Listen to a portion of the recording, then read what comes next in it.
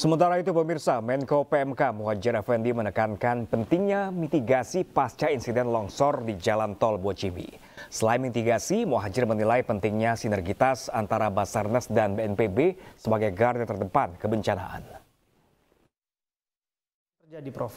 Beberapa hari sebelum puncak arus mudik, yaitu ada longsor di Tol Bocimi. Bogor, Ciawi, Sukabumi. Ya. Nah, apa yang terjadi di sana, Prof? Jalur itu adalah jalur baru yang baru kita gunakan tahun ini. Ya.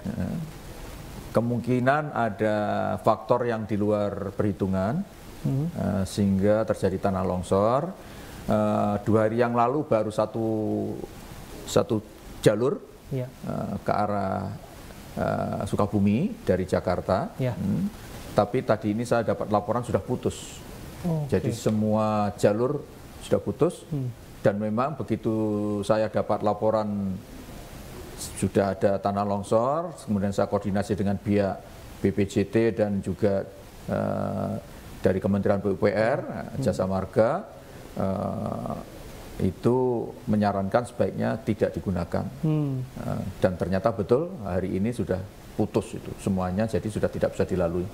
Kemudian alternatifnya nanti mereka bisa keluar menghindari jalur yang putus itu, sehingga sampai di exit tol Cigombong itu dia baru keluar. Nanti menuju ke arah Sukabumi. Itu kira-kira 20 kilo lewat jalur arteri.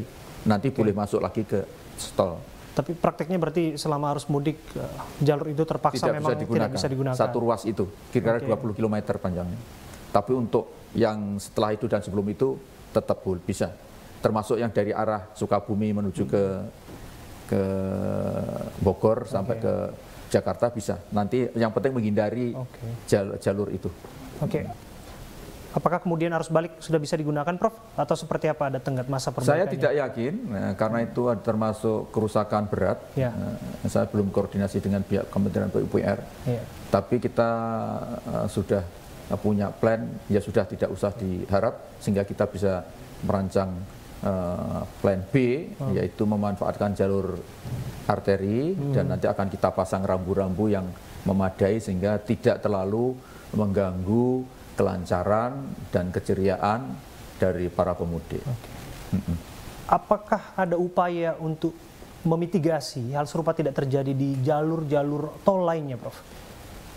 Mitigasi pasti, karena sekarang BNPB dan Basarnas juga merupakan bagian dari unsur penanganan mudik ini, dan selalu saya libatkan berdua, karena memang untuk jaga-jaga kalau nanti ada kejadian misalnya longsor, karena ini masih suasana kan masih dalam suasana hujan ya, walaupun ada prediksi BMKG bahwa sudah semakin surut, tetapi ternyata di beberapa daerah termasuk seperti di jalur tadi itu, Bocimi itu, ternyata memang itu akibat dari hujan yang tidak henti-henti.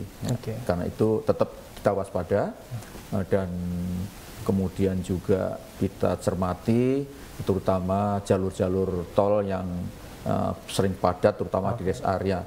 Untuk rest area kita juga sudah mulai kita upayakan untuk ditambah fasilitas sehingga bisa lebih mudah. Misalnya dari pihak Jasa Marga itu menyediakan tambahan toilet fungsional itu hampir 600 buah untuk seluruh Indonesia. Belum lagi nanti operator tol yang lain.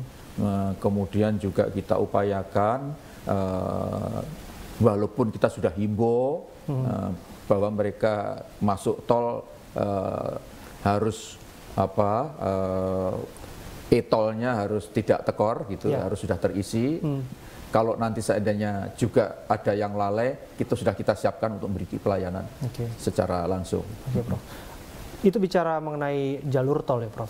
Tapi kalau bicara soal perjalanan darat lainnya ya, Prof ya. Nampaknya kita nggak boleh melupakan budaya dari tahun ke tahun mudik yang menggunakan motor, Prof, pemudik motor. Dan lagi ada saja potensi ancaman yang terjadi di sana, Prof. Bahwa bisa saja terjadi hal-hal yang tidak diinginkan dengan kedisiplinan pengendara sepeda motor, termasuk barang bawaannya, termasuk anggota keluarga yang bahkan lebih dari 2 orang menggunakan sepeda motor dengan jarak tempuh yang cukup jauh, Prof, ke daerah tujuan mudik. Apa yang Prof Muhadjir cermati mengenai ini?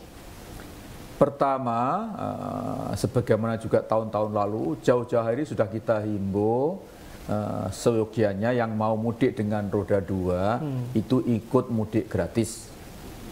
Cuman sampai sekarang saya belum dapatkan laporan berapa ratus ribu pemudik roda 2 yang memutuskan untuk bergabung dengan mudik gratis. Dan kalau mereka gabung, itu sepeda motornya juga diangkut. Jadi ada pengaturan khusus, sehingga nanti ketika dia sampai tujuan mudik, itu bisa menggunakan sepeda motornya untuk puter-puter lah. Tapi dia juga tidak kelelahan, karena dalam perjalanan panjangnya dia ikut mudik gratis itu.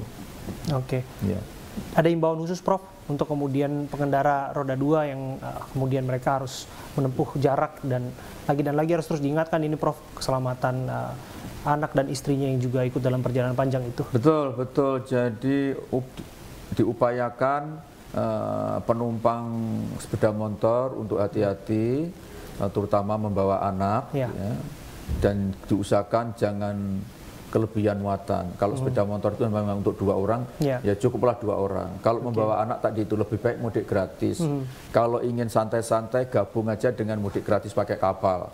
Terutama Semarang disediakan, Pak Panglima TNI sudah menyediakan kapal-kapal perangnya. Tentu saja akan dirubah menjadi kapal yang riang gembira, ceria gitu ya, sesuai dengan moto yang diterapkan oleh Pak Menteri Perhubungan sekarang ini.